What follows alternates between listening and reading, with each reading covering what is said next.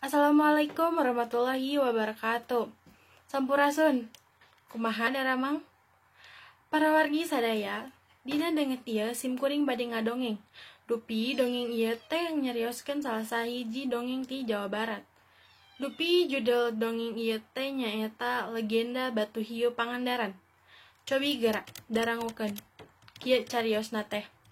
Kacaritakeun dina abad ka-11, datang rombongan ti Karajaan Mataram nu dipimpinna ku Aki Gede jeung Nini Gede.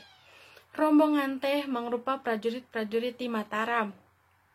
Kusabab sakatekna, maranehna diusir ku karajaan sabab patinggi karajaan sieun kasaing tanding lamun eta Aki jeung Nini Gede masih kene aya di sabundeureun Karajaan Mataram.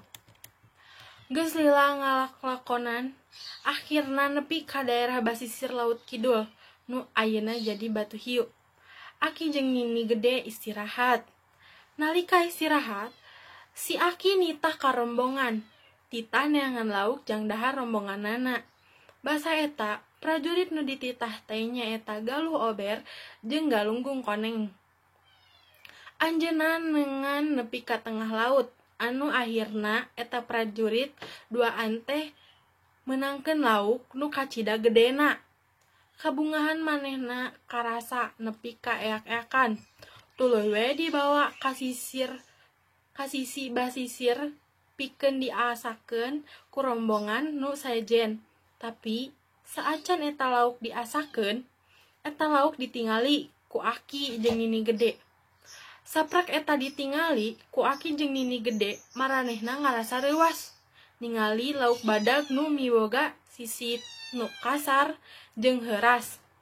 Aki jeung Nini Gede nyebutna lauk hiu. Saprak Aki jeung Nini nyebut kecapan eta lauk borobah jadi batu badag anu jiga lauk hiu. Tah, di saprak harita eta lembur katelah wae Batu Hiu nu ayeuna eta lembur parenahna di Desa Ciliang, Kacamatan Parigi, 14 km di daerah Pangandaran mah. Tah, sakitu dongeng ti sim kuring, muga aya mangpaatna pikeun urang sarerea. Wassalamualaikum warahmatullahi wabarakatuh.